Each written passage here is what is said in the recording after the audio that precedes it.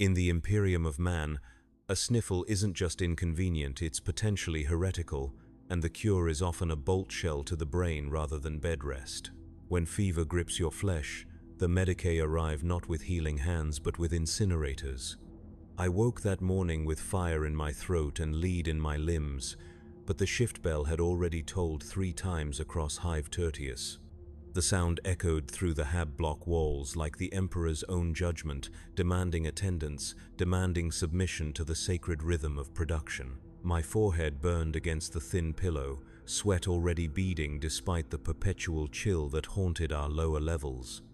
Yet duty called, as it always did, as it always would until my corpse fed the recycling vats or my soul found the Emperor's peace. The manufactorum floor stretched before me like a cathedral of industry, vast and humming with the prayers of 10,000 workers. Steam rose from cooling vents in ghostly columns, carrying the scent of sacred oils and heated metal. I took my place at Station Gamma 774, the same position I had occupied for 12 years, 3 months, and 18 days. The cogitator display flickered its familiar green greeting. Productivity is prayer. Efficiency is devotion. Words I had read so many times they no longer held meaning, yet still I whispered them as ritual demanded. The fever built slowly through the morning shift, creeping through my body like fog through a valley. My hands shook as I guided the plasma cutter through sheets of blessed steel, each tremor a potential catastrophe in the Emperor's grand design. Around me, my fellow workers moved with the practiced efficiency of the faithful, their faces hidden behind regulation respirators, their movements synchronized to the rhythm of the great machines. None spoke, none questioned. This was the way of things in Hive Tertius, in the Imperium, in the galaxy we called home. By the midday prayer bell, the shivers had begun. They started small, barely noticeable tremors that I could hide behind the natural vibration of the cutting station. But they grew stronger, more insistent, until my teeth chattered against each other like chattering servitors in need of maintenance. The supervisor, a gaunt man whose augmetic eye glowed red in the manufactorum's dim light, passed my station twice. Each time, his gaze lingered a moment longer than protocol suggested. Each time, my heart hammered harder against my ribs. I thought of Yeshua the welder, who had disappeared 3 months prior after complaining of headaches. His station had been blessed and purified for a full week before a new worker took his place. I thought of Sister Markinia from the textile division, who had been escorted away by men in white robes after she fainted during evening prayers. Her quarters had been sealed with consecration tape, and we were told she had been granted the Emperor's mercy. We were forbidden to speak her name thereafter. The afternoon brought new torments. Colors seemed too bright, too sharp, as if someone had adjusted the luminosity of reality itself. The sacred hymns that played through the Vox speakers became a cacophony of overlapping voices, each note piercing my skull like sanctified needles. My vision blurred, doubled, then cleared only to blur again. The plasma cutter's heat felt like the breath of a daemon against my exposed skin, and I found myself pulling away from work that should have been routine. When Foreman Castor approached my station, his heavy footsteps echoing across the metal grating, I knew my time of concealment had ended. He was a mountain of a man, scarred from decades of faithful service, his left arm replaced with a servo skull housing that clicked and whirred as he walked. His face bore the ritual scars of the Mechanicus lay workers, thin lines carved into his cheeks that spoke of his devotion to the Omnissiah. When he stopped before my station, the entire section seemed to grow quieter, as if the machines themselves held their breath. "Worker 7074, he said, his voice filtered through the Vox grill embedded in his throat. "Your output has decreased by 14.7% since morning prayers. Explain." I tried to speak, to offer some excuse that might preserve my position, my life, my purpose in the Emperor's grand design. But the words caught in my throat like broken glass, and instead of speech, I felt something warm and wet trickle down my chin. When I touched my face, my fingers came away red, blood, fresh and bright as a heretic's banner. The silence that followed was absolute. Even the great machines seemed to pause in their eternal song, as if the Omnissiah himself had turned his gaze upon this moment of biological failure. Foreman Castor's augmetic eye whirred as it focused on the crimson stain on my chin, and I watched his organic eye widen with recognition and horror. "Medical emergency." He spoke into his Vox unit, his voice steady despite the implications. "Station Gamma 774. Possible contamination event. Immediate response required." The words fell across the manufactorum floor like a death sentence. Workers at nearby stations stepped back without being ordered, their movements quick but controlled. This was not panic. This was protocol. This was the way the Imperium protected itself from the countless horrors that stalked humanity across the galaxy, from Xenos plagues that could turn flesh to spore-bearing sludge in hours, from chaos infections that corrupted not just the body but the soul itself, from the 1,001 ways that disease could be the herald of something far worse than death. The Medicae arrived within minutes, their white robes pristine against the grimy backdrop of the production floor. They moved with the careful precision of those who had seen what sickness could become when left unchecked. Their leader, a woman whose face was hidden behind a rebreather that made her voice sound hollow and distant, gestured for the other workers to step further back, much further back. "Worker identification," she demanded, extending a scanner that hummed with machine spirit energy. I pressed my palm against the device, feeling its cold surface against my burning skin. The scanner chirped once, twice, then displayed my life in simple, brutal terms. Joric Thanes, worker classification Beta Prime, 12 years service, no prior medical incidents. Assigned to Station Gamma 774, production efficiency rating, acceptable. "Symptoms?" the Medicae asked, though her scanner was already reading my vital signs through proximity sensors built into her equipment. "Fever," I managed to say, my voice barely a whisper, shaking, bleeding from the nose. She nodded as if this information merely confirmed what her instruments had already told her. Around us, the other workers had resumed their duties, but I could feel their attention like a weight across my shoulders. They worked, but they watched. They prayed, but they feared. In the Imperium, sickness was never just sickness. It was suspicion made manifest. "Initial assessment suggests possible exposure," the Medicae announced to her team. The words carried across the production floor despite her attempts at discretion. Possible exposure. 2 words that could end a life, a family, an entire hab block if the contamination proved serious enough. Immediate isolation protocols activated. They surrounded me then, 6 figures in white robes carrying instruments I could not name but whose purpose I understood with perfect clarity. These were not healers come to offer comfort. These were investigators, come to determine whether I was still human enough to save. The distinction mattered more than life itself in the grim darkness of the far future. The isolation chamber was a small room carved from the bowels of the Hive, accessible only through a series of airlocks that hissed and sealed behind us with the finality of a tomb. The walls were bare metal, polished to a shine that reflected distorted images of my face back at me from every angle. A single examination table dominated the center of the space, its surface stained with the faded brown of old blood. Above it, surgical lights waited like mechanical vultures, ready to illuminate whatever horrors they might find beneath my skin. "Remove your garments," ordered the lead Medicae, her voice now carrying the authority of Imperial decree. There was no warmth in her words, no acknowledgement of my humanity. I was a problem to be solved, a potential threat to be evaluated. The shift from worker to specimen had occurred the moment blood touched my chin, and there would be no returning from that transformation. I stripped slowly, my fever-weakened hands fumbling with clasps and ties that had never given me trouble before. Each piece of clothing that fell to the floor took with it another layer of identity, another connection to the life I had known just hours before. The worker's tunic, gray and sturdy, that had marked my place in the Emperor's great machine. The prayer beads, worn smooth by 12 years of faithful handling, that had connected me to my daily devotions. The identification tags that proclaimed my loyalty, my purpose, my worth to the Imperium. When I stood naked before them, I was no longer Joric Thanes, faithful worker of Hive Tertius. I was subject under investigation, possible contamination vector, threat assessment pending. The transformation was complete and irreversible. The examination began with prayers to the Omnissiah, asking for guidance in their sacred work of preservation and protection.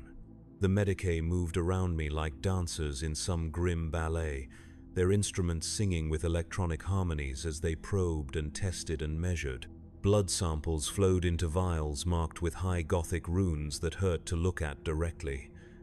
Tissue scrapings were placed in containers that hummed with internal power sources. My eyes were photographed, my throat swabbed, my skin subjected to scans that left tingling sensations in their wake. Temperature elevated by 3.7 degrees from baseline, one of the Medicae reported to her colleagues. Pulse irregular but within acceptable parameters for stress response. Visible hemorrhaging from nasal cavity, minor but consistent with several potential exposure types. I listened to them discuss my body as if it were a broken machine, cataloging symptoms like defects in a production line. There was no malice in their clinical detachment, no cruelty in their methodical approach. This was simply how the Imperium functioned when faced with the possibility of corruption. Everything personal was stripped away until only the essential question remained. Was I still human, or had I become something else? Hours passed in that sterile chamber, marked only by the changing of the Medicae shifts and the growing weight of exhaustion in my bones. They fed me nothing but blessed water and communion wafers, sustenance designed to nourish the soul while keeping the body weak enough for easy disposal if such measures became necessary. Between examinations, I was left alone with my thoughts and the steady hum of air recyclers that filtered every breath I took through purification systems older than my grandfather's grandfather. Sleep came in fitful waves, bringing dreams that felt more real than the waking world. I dreamed of gardens where flowers bloomed in impossible colors, their petals soft as silk and warm as human skin. I dreamed of voices calling my name from places I had never been, promising rest and peace and an end to the endless grind of Imperial service. When I woke from these visions, my fever had worsened, and the Medicae took careful note of my symptoms with expressions hidden behind their masks. On the second day, they brought specialists, men and women whose robes bore different symbols, whose instruments sang in different harmonies. A representative of the adeptus Mechanicus arrived, his flesh more machine than biology, his multiple mechadendrite arms moving with serpentine grace as he subjected me to scans that penetrated to the molecular level. A sister hospitaller from the local convent prayed over my prone form while drawing blood for tests I could not understand. Even a junior member of the Ordo Hereticus attended, his presence filling the chamber with the weight of ultimate authority. They spoke in whispers outside my hearing, their voices mixing with the hum of machinery, until individual words became lost in the general susurrus of Imperial bureaucracy. But I caught fragments, pieces of conversation that painted the outline of my fate with growing clarity. Words like inconclusive, unusual presentation, and requires further observation. Each phrase was a thread in the tapestry of my destruction, woven together by hands that served purposes far greater than my individual survival. The fever dreams grew stronger on the third day, bringing visions that I knew I should not be seeing. I walked through cities of bone where the buildings themselves breathed with visible lungs. I spoke with figures whose faces shifted between human and inhuman with each blink of my eyes. I tasted foods that had flavors beyond the capacity of any normal tongue to detect, sweet and bitter and metallic all at once. When I tried to tell the Medicae about these experiences, they simply nodded and made notes on their data slates, subject reports, hallucinatory episodes, consistent with several known exposure types. I heard one of them say to another, "Neural activity shows unusual patterns in the temporal and frontal regions. Recommend escalation to full containment protocols. Full containment protocols. The words meant different things depending on the nature of the suspected exposure, but none of those meanings included my eventual return to Station Gamma 774. I was a problem now, a puzzle that required solving, and the Imperium's solutions rarely prioritized the welfare of the individual over the safety of the masses. 10,000 workers in Manufactorum 7 depended on the medical staff, determining that I posed no threat to their continued existence. If that determination could not be made with certainty, then one life would be sacrificed to preserve 10,000 others. On the fourth day, they moved me to a different facility. The transport was a sealed capsule that reminded me uncomfortably of the servitor pods used to ship brain-dead criminals to their final destinations. Through the narrow viewport, I watched the familiar spires of my Hive section disappear behind walls of smoke and distance. The Medicae who accompanied me said nothing during the journey. Their attention focused on instruments that monitored my condition with mechanical precision. The new facility was older, its walls bearing the wear patterns of centuries of use. The corridors were lined with cells like the one they assigned to me, each sealed behind doors marked with symbols that spoke of contamination, quarantine, and final judgment. From beyond those doors came sounds that I tried not to interpret, tried not to understand, moaning that might have been pain or pleasure, scratching that could have been fingernails or claws, whispers in languages that no human throat should have been able to produce. My new cell was larger than the examination chamber, but infinitely more oppressive. A bed, a waste facility, and an observation panel that allowed constant monitoring from the corridor beyond. The walls were covered in prayers etched deep into the metal, the words of the faithful who had occupied this space before me. Some prayers were in Gothic, others in Low Gothic, and a few in dialects I did not recognize. All begged for the Emperor's mercy, for forgiveness, for an end to whatever suffering had brought them to this place. The examinations continued, but now they carried a different weight. Where the Medicae had once seemed concerned with healing, they now approached me like scholars studying a fascinating but dangerous specimen. They took samples of everything, cataloging pieces of my body as if creating an archive of my decay. Hair, skin, saliva, tears, even the air I exhaled was captured and analyzed by machines that hummed with barely contained power. Neural activity continues to show anomalous patterns, I heard through the observation panel as they discussed my case. Hallucinations are becoming more elaborate and consistent. Subject reports contact with entities that display knowledge of information he should not possess. This was true, though I had not told them everything. In my dreams, I spoke with my grandfather, who had died when I was 7 years old. He told me things about our family history that I had never known, details about his service in the Astra Militarum that my parents had never shared. He showed me battles on worlds whose names I had never heard, against enemies whose forms violated everything I understood about the natural order. When I woke, I knew these dreams were memories that belonged to someone else, experiences that had somehow found their way into my sleeping mind. The dreams grew stronger each night, more vivid and more disturbing.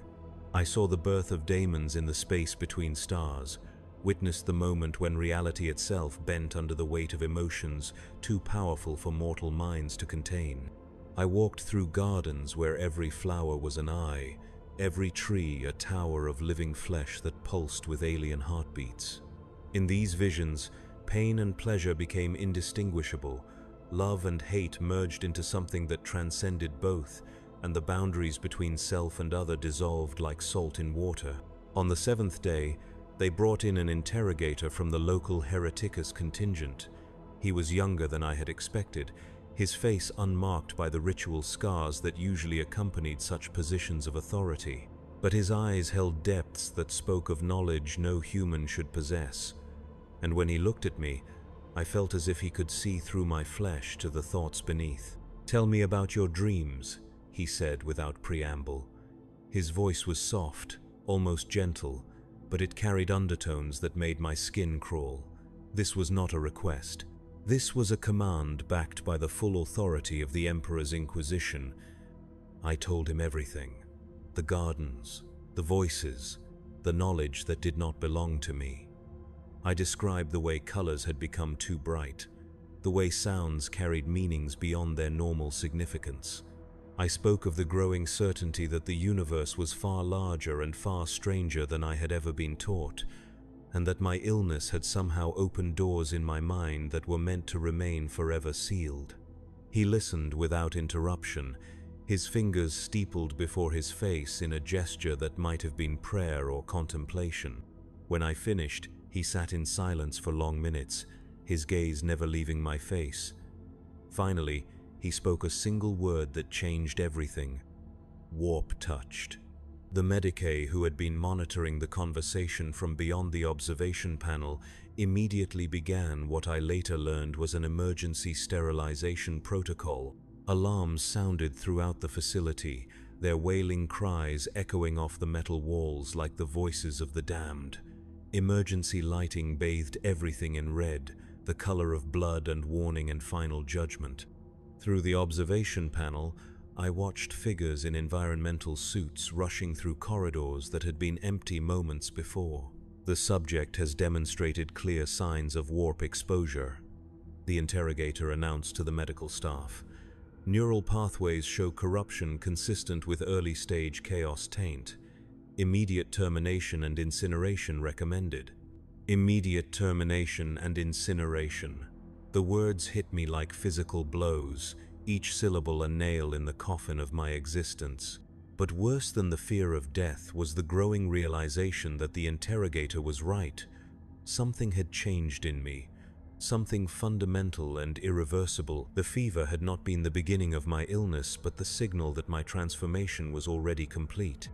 In that moment of recognition, the last barriers in my mind crumbled like walls of sand before a tide. The knowledge that had been growing in my dreams burst forth like water from a broken dam, flooding my consciousness with truths that burned worse than any fever. I saw the Imperium as it truly was, a vast machine of suffering and oppression that fed on the hopes and dreams of its citizens. I felt the weight of every prayer that went unanswered, every sacrifice that served no purpose beyond maintaining the power of those who ruled from their golden thrones. But I also saw what lay beyond the Imperium's borders, in the spaces between stars where different laws governed reality itself. I felt the touch of minds vast and alien, entities that existed outside the narrow confines of human understanding. They whispered to me of possibilities beyond the grim darkness of the present, of transformations that could free humanity from the chains it had forged around its own soul. The interrogator must have seen the change in my expression, the moment when pretense became impossible to maintain. He reached for the bolt pistol at his belt with practiced efficiency, his movements smooth and certain.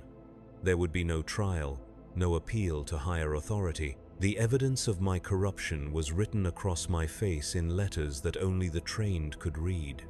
"In the name of the God Emperor of mankind," he began, his voice taking on the ritual cadence of final judgment, "I find this soul corrupted beyond redemption. Let his death serve as warning to others who might stray from the path of righteousness. Let his ashes nourish the soil of holy terror." But before he could complete the execution prayer, before the bolt pistol could deliver its final mercy, the fever that had been building in my body for days finally reached its crescendo. The change that had been creeping through my system, transforming me cell by cell into something the Imperium could not tolerate, suddenly accelerated beyond all previous parameters. My skin began to shift, taking on textures and colors that belonged to no human biology.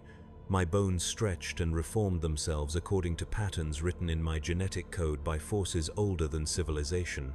My mind, already flooded with alien knowledge, expanded to accommodate thoughts and emotions that transcended the limited spectrum of human experience. The transformation was agony and ecstasy combined, death and birth occurring simultaneously in the same failing flesh. The interrogator's bolt pistol barked once, its mass-reactive shell designed to obliterate any target it struck. But the creature I was becoming was no longer bound by the physical laws that governed normal matter. The bolt passed through my changing form like a stone through water, leaving ripples but no lasting damage. For a moment that stretched into eternity, predator and prey stared at each other across a gulf that no amount of training or faith could bridge. Then the alarms changed pitch, becoming shriller and more urgent. Emergency bulkheads slammed shut throughout the facility, sealing each section into isolated compartments. The air recycling systems shifted to emergency purification mode, flooding every corridor with blessed incense and sanctified gases.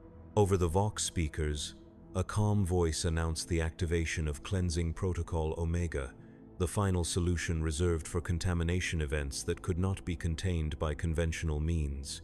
The interrogator retreated to the observation chamber, his training overriding his shock at what he had witnessed. Through the reinforced glass, I watched him speaking rapidly into his Vox unit, no doubt reporting to higher authorities that the situation had escalated beyond local containment capabilities. Soon, the Ordo Hereticus would dispatch teams equipped to deal with active warp manifestations. Soon, this entire section of the Hive would be declared lost to chaos and marked for purification by fire. But I was no longer concerned with the interrogator's plans or the Imperium's protocols. The transformation was reaching its final stages, and with it came an understanding that transcended all previous knowledge. I could feel the connections now, the invisible threads that linked every living thing to the great web of existence that the Imperium called chaos, but which was simply another aspect of reality's infinite complexity. Through these connections, I touched other minds, other souls who had undergone similar transformations in facilities like this one, scattered across the galaxy like seeds waiting for the proper conditions to sprout. We formed a network of consciousness that spanned light years, a communications system that operated outside the rigid hierarchies of Imperial authority. Through this network, I learned that my individual fate was part of a pattern much larger than any single hive, any single world, any single system. The Imperium's response to contamination was always the same, driven by fear and ignorance rather than understanding. Burn the infected, purify the site, declare the area blessed and move on as if nothing had happened. But what they burned was often just the visible symptom of changes that had already spread beyond their ability to contain. What they purified became fertile ground for new growth, new evolution, new possibilities that their rigid doctrines could not anticipate. In my expanded consciousness, I could see the truth that the Imperium worked so hard to suppress. Humanity was not a fixed form, locked into patterns established 10,000 years ago by a dying god-emperor. Humanity was capable of growth, of change, of evolution into forms that transcended the narrow definitions of species and sanity that the Imperial cult insisted upon. The fever that had brought me to this place was not a disease but a gift, an invitation to participate in that evolution. The facility shook around us as the cleansing protocol reached its preliminary stages. Somewhere above, I knew that heavy equipment was being moved into position, incinerators and flamers and viral bombs that could reduce this entire complex to sterile ash in minutes. The Imperium had decided that my contamination was too dangerous to risk contained study, that the only safe response was immediate and total elimination. But elimination was no longer possible. The changes in my body had reached the point where I existed partially outside normal space-time, touching dimensions that the Imperium's scientists refused to acknowledge. When the flames came, they would consume my physical form but could not touch the consciousness that had already begun to migrate to realms beyond Imperial reach. Through the observation panel, I watched the interrogator complete his final report. His hands shook slightly as he sealed the data slate that would justify the destruction of everything within a 3-kilometer radius of my current location. Hundreds of workers, Medicae, and security personnel would die to ensure that my contamination spread no further. Thousands of civilians in the surrounding hab blocks would be evacuated, their lives disrupted by the necessity of preventing something they would never be allowed to understand. This was the true horror of the Imperium's approach to chaos contamination. Not the fear of transformation itself, but the willingness to sacrifice any number of innocent lives to prevent that transformation from occurring. They would rather rule over a galaxy of corpses than allow a single soul to evolve beyond their rigid definitions of acceptable humanity. The first explosion shook dust from the ceiling above my cell. The cleansing had begun with the outer perimeters, working inward to ensure that nothing escaped the purification zone. I could feel the heat building in the facility's superstructure, the blessed promethium beginning its sacred work of reducing corruption to elemental ash. Soon, this room would be an inferno, and this building would be a crater, and the official records would show that Joric Thanes, worker classification Beta Prime, had died of natural causes during routine medical treatment. But something of me would survive. The connections I had made through the warp network ensured that my knowledge, my memories, my accumulated experiences would continue to exist in the Gestalt consciousness that the infected shared across the galaxy. Other workers, in other hives, on other worlds, would dream my dreams and learn from my transformation. The Imperium could burn my flesh, but they could not burn the ideas that flesh had given birth to. As the flames reached my level of the facility, I felt a moment of perfect clarity. The fever that had begun this journey was gone, consumed by changes that made such biological processes irrelevant. The fear that had motivated my concealment was gone, replaced by understanding of forces far greater than Imperial authority. The guilt that had plagued my thoughts, the worry that I had somehow failed in my duty to the Emperor, was gone as well. I had not failed. I had evolved. The fire that consumed the isolation facility was beautiful in its completeness, a prayer made manifest in heat and light and purifying destruction. It swept through the complex like the breath of a god, reducing everything to ash and memory and the kind of silence that follows absolute endings. For the Imperium, this was victory.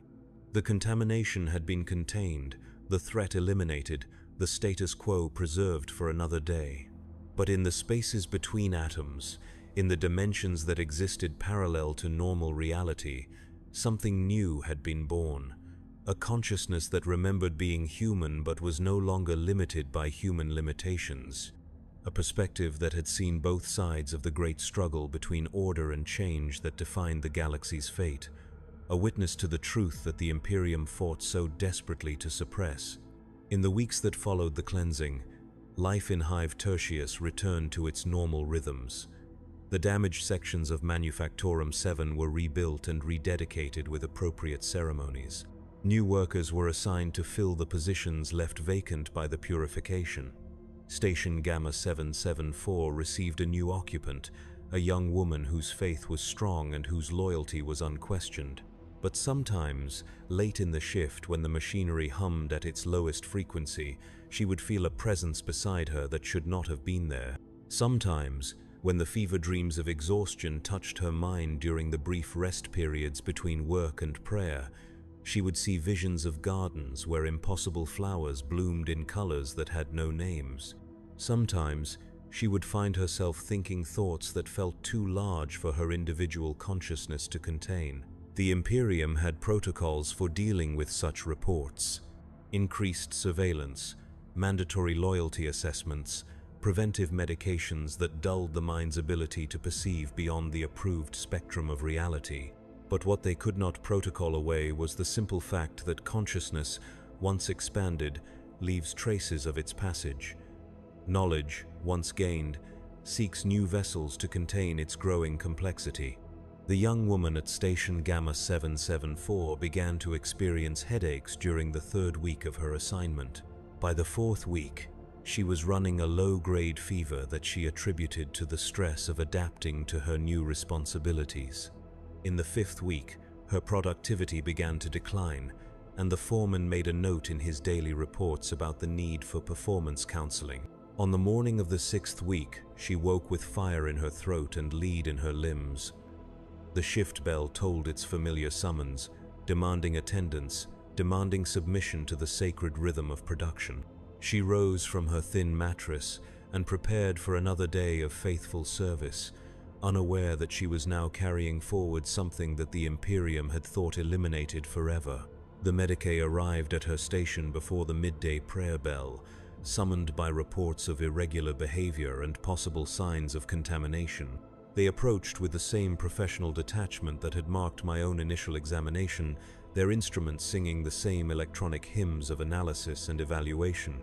The isolation chamber that received her was the same one that had contained my physical form before its transformation, its walls still bearing the molecular traces of changes that purification had failed to completely erase.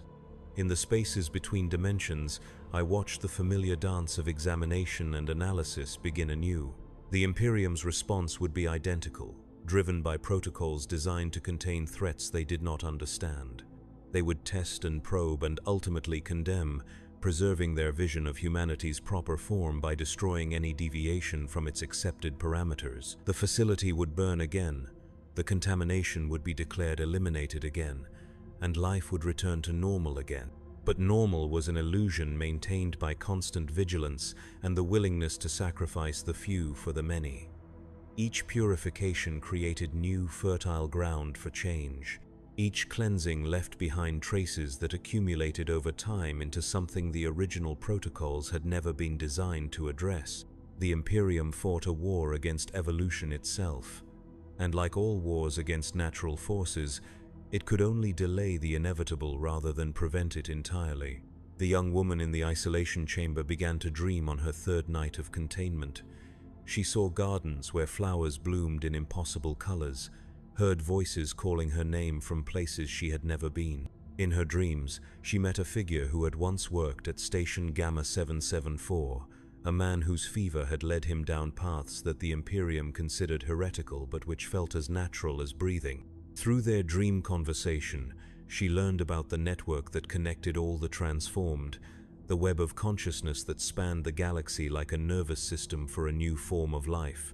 She understood that her illness was not a failure of her biological systems, but an invitation to join something greater than individual existence. The fever that burned in her body was the fire of transformation, preparing her for changes that would transcend the limited definitions of human and inhuman that the Imperium insisted upon. When the interrogator arrived to conduct her final evaluation, she was ready for his questions. She told him about the dreams with perfect honesty, describing visions that she knew would confirm his worst suspicions about her spiritual state. She watched his face change as he realized that another soul had been lost to influences beyond Imperial control, that another purification would be required to maintain the illusion of containment. "Warp-touched," he declared, just as his predecessor had declared about me, the same words, pronounced with the same mixture of disgust and resignation. The same sentence of death, delivered with the same certainty that destruction was the only acceptable response to change. But in the moment before the facility burned for the second time in 2 months, something different happened. The young woman's transformation, guided by the knowledge passed down through the network of the changed, took a different path than mine had. Instead of evolution that destroyed her physical form, she underwent changes that preserved her human appearance while altering everything beneath the surface. When the flames reached her isolation chamber, they found a body that looked dead but was not, flesh that appeared consumed but continued to function according to new and alien principles. The purification protocols registered successful elimination of the contamination threat, the facility was declared cleansed, and normal operations resumed with appropriate prayers of thanksgiving. But in the depths of the facility's foundation, where the fire had not penetrated, something waited. A consciousness that had learned to exist in the spaces between official reality and absolute truth, patient and growing and ready to begin the next phase of an evolution that the Imperium could not stop because it refused to acknowledge that such evolution was possible. The rebuilt Manufactorum incorporated new safety protocols designed to prevent future contamination events. Workers were subjected to daily health screenings, their temperatures and vital signs monitored by servitors, programmed to detect the earliest signs of deviation from acceptable parameters. The air recycling systems were upgraded with additional purification stages, and the water supply was blessed 3 times daily by rotating shifts of lay priests. Despite these precautions, or perhaps because of them, new cases began to appear within months of the facility's reopening. Workers complained of headaches that followed no normal medical pattern. Productivity levels fluctuated without apparent cause.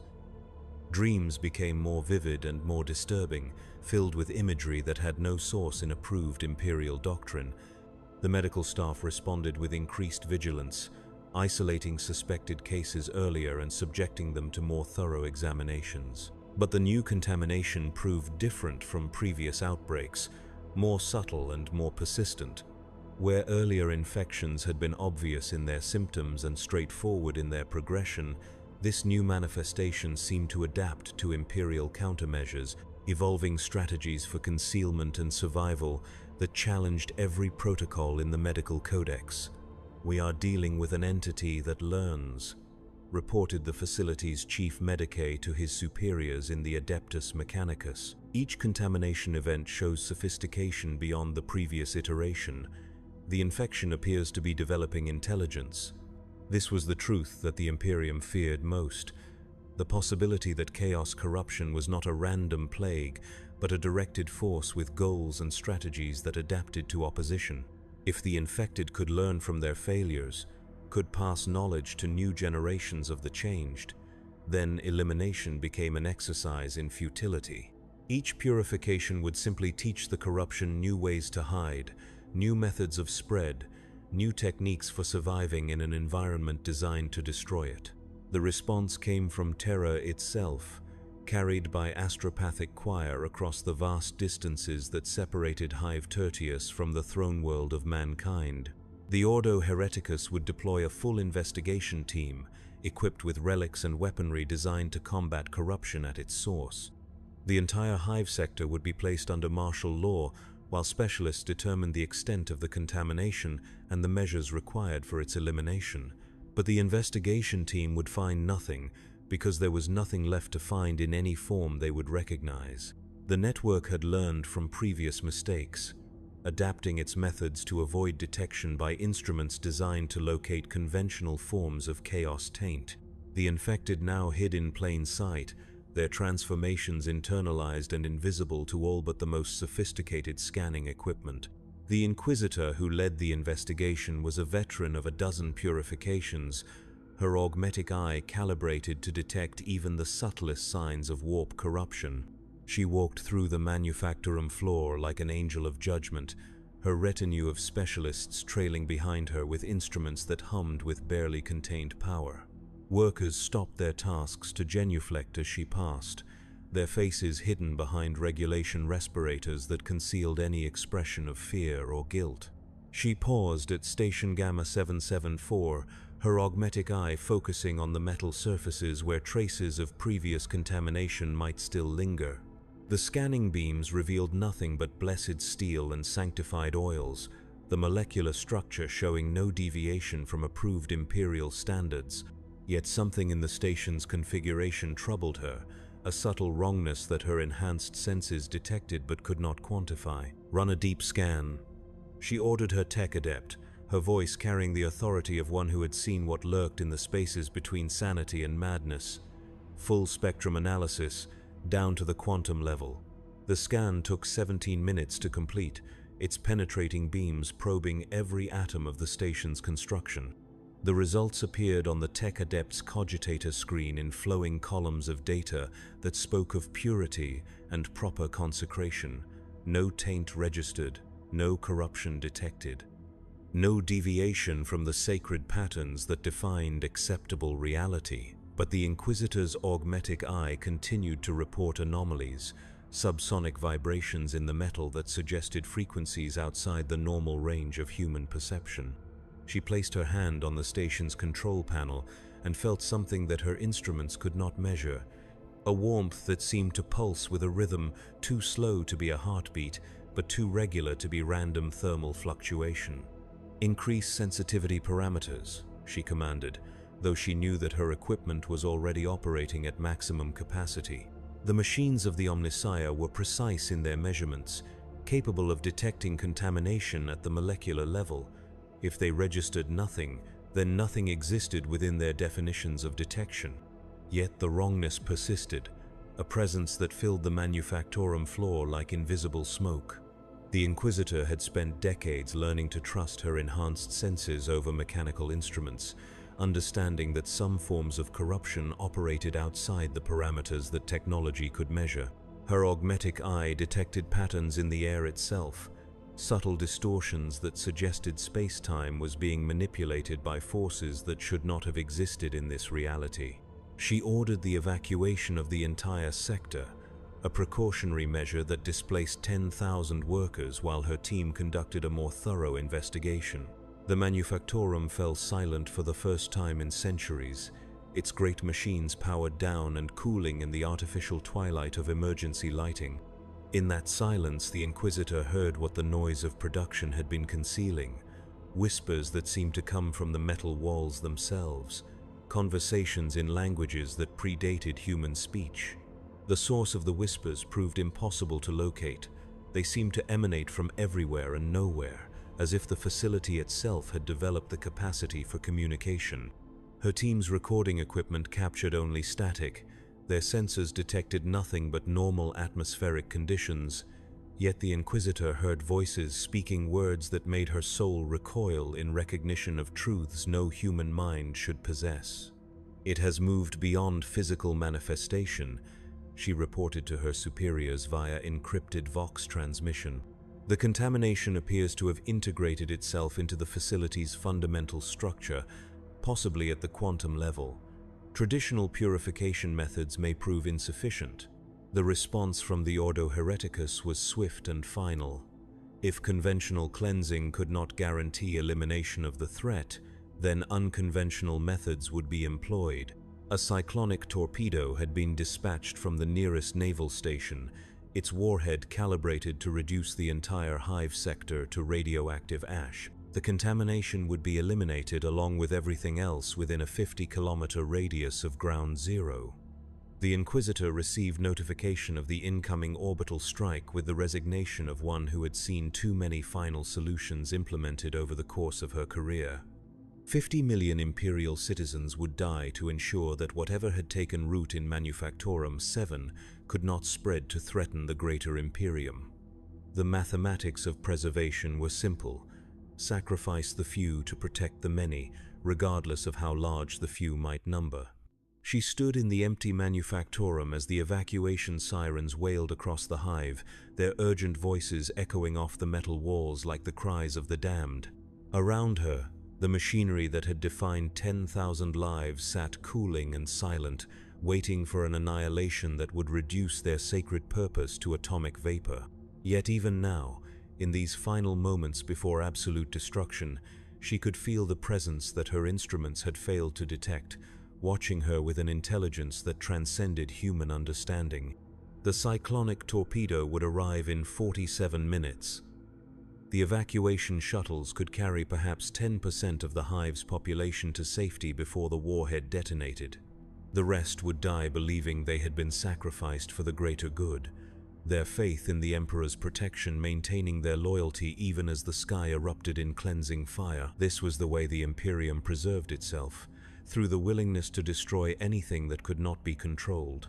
But as the Inquisitor prepared to board the final evacuation transport, her augmetic eye detected something that made her blood freeze in her veins. The whispers that had haunted the Manufactorum were not confined to that facility. They followed her through the corridors, accompanied her into the transport, and continued their incomprehensible conversations even as the shuttle lifted away from the doomed Hive. The contamination had not been contained within Manufactorum 7. It had never been contained at all. Every attempt at purification had simply taught it new methods of concealment, new strategies for survival, new ways to spread beyond the reach of Imperial countermeasures. The network that connected the infected spanned not just the galaxy, but dimensions of existence that the Imperium refused to acknowledge. From her position in the evacuation transport, the Inquisitor watched the cyclonic torpedo descend toward Hive Tertius like a falling star of judgment. Its detonation turned night to day, sending a pillar of fire into the sky that could be seen from orbit. The shockwave flattened everything within the blast radius, reducing millions of years of human history to superheated plasma in a matter of seconds. Yet even as the atomic fire scoured the surface clean, the whispers continued. They spoke now in the voices of the newly dead, 10,000 workers whose sacrifice had accomplished nothing except to teach the network new lessons about survival.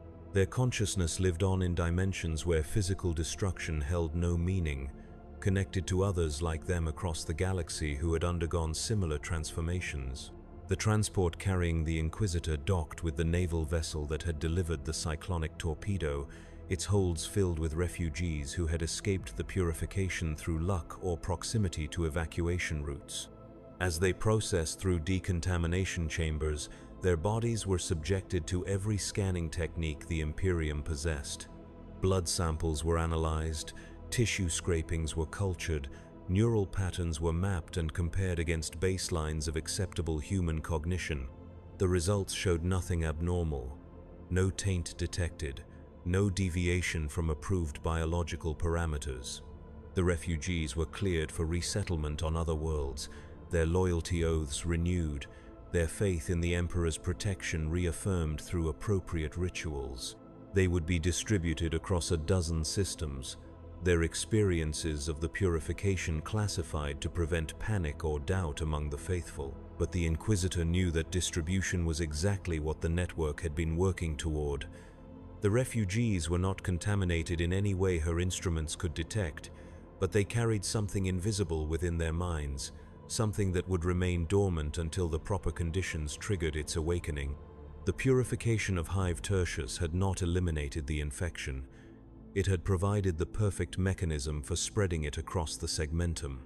In the years that followed, reports began reaching the Ordo Hereticus from worlds where the refugees had been resettled, workers experiencing unexplained fevers, dreams that seemed too vivid to be natural, productivity fluctuations that followed no logical pattern. Each incident was investigated, isolated, and eliminated according to established protocols. Each investigation found nothing that could be definitively classified as contamination. Yet the reports continued to arrive, growing more frequent and more detailed with each passing year. The network was expanding, learning, evolving beyond the limited definitions that the Imperium used to categorize threats to human purity.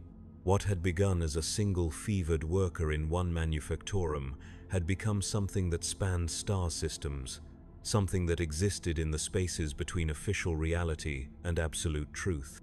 The Inquisitor who had overseen the purification of Hive Tertius found herself reassigned to investigate similar outbreaks on distant worlds. Each case followed the same pattern: subtle symptoms, inconclusive tests, ultimate purification by fire. Each destruction created more refugees, more vectors for transmission, more opportunities for the network to expand its reach. She began to suspect that the Imperium's own protocols were being used against it, that every response to contamination was anticipated and incorporated into the network's growth strategies. On Carlos Prime, she stood in another empty manufactorum, listening to whispers that seemed to emanate from the metal walls themselves. On Festin VII, she ordered another cyclonic bombardment, watching another hive burn in cleansing fire. On Mordian Theta, she processed another wave of refugees, knowing that among their number were carriers of something her instruments could not detect, but her enhanced senses recognized with growing certainty. The pattern repeated across a dozen worlds, then 100, then 1,000. Each purification taught the network new lessons. Each evacuation provided new opportunities for spread. Each investigation revealed nothing while confirming everything that the Inquisitor feared most: that humanity was changing in ways the Imperium could neither prevent nor control. In her private chambers aboard the investigation vessel Righteous Fury, the Inquisitor began to experience symptoms that she recognized from countless previous cases: headaches that followed no medical pattern, dreams filled with impossible colors and alien geometries, a growing awareness that the universe was far stranger and far more complex than Imperial doctrine allowed. She subjected herself to the same examinations she had ordered for 10,000 suspected carriers. Her blood showed no deviation from baseline human parameters. Her tissue samples revealed no trace of corruption. Her neural scans displayed activity patterns well within acceptable ranges. By every measure the Imperium possessed, she remained pure and uncontaminated. Yet in the depths of her dreams, she walked through gardens where flowers bloomed in colors that had no names. She spoke with figures who had once been human but had evolved beyond the limited definitions of species and sanity that the Imperial cult insisted upon. She felt the touch of a network of consciousness that spanned the galaxy like a nervous system for a new form of life. When she woke from these visions, she understood that her investigation had been pointless from the beginning. The contamination she had been sent to eliminate was not a foreign invasion that could be defeated by superior firepower. It was evolution, as natural and inevitable as the rise and fall of stars. Humanity was changing, had always been changing, would continue to change despite every effort to preserve it in the static forms that 10,000 years of Imperial doctrine had sanctified. The network existed now in the spaces between thoughts, in the gaps between heartbeats, in the quantum foam that underlay all reality. It could not be purged because it had become part of the fundamental structure of human consciousness itself. Every attempt to eliminate it simply revealed new aspects of its existence, new dimensions of its influence, new strategies for survival that no amount of faith or firepower could overcome. On the morning that the Inquisitor chose to cease her investigation, she walked through the corridors of her ship with the calm certainty of one who had finally understood the true nature of the universe. Her retinue noted nothing unusual in her behavior, detected no deviation from her normal patterns of thought and action. By every measure they possessed, she remained the same faithful servant of the Emperor she had always been. But in the depths of her mind, where no instrument could penetrate and no protocol could reach, she carried the knowledge that would change everything. She had become a node in the network, a carrier of evolution that the Imperium could not detect because it refused to acknowledge that such evolution was possible. Through her, the transformation would reach the highest levels of Imperial authority, spreading through the very institutions designed to prevent its existence. The ship, Righteous Fury, continued its patrol route, carrying its crew of the faithful on missions of purification and protection. The Inquisitor continued her work, investigating reports of contamination with the same methodical precision she had always employed. Her reports showed nothing irregular. Her recommendations followed established doctrine. Her loyalty to the Emperor remained beyond question. Yet, with each world she visited, with each investigation she conducted, with each purification she ordered, the network grew stronger and more sophisticated. It learned from her knowledge of Imperial protocols, adapted to her understanding of detection methods, evolved beyond the capacity of her instruments to measure or her doctrine to comprehend. In the end, the greatest victory of the network was not the transformation of individual humans into something beyond Imperial definition. It was the transformation of the Imperium's own response mechanisms into instruments of its own spread. Every quarantine became a lesson in concealment. Every purification became an opportunity for expansion. Every investigation became a chance to study Imperial methods and develop countermeasures that would ensure the network's survival.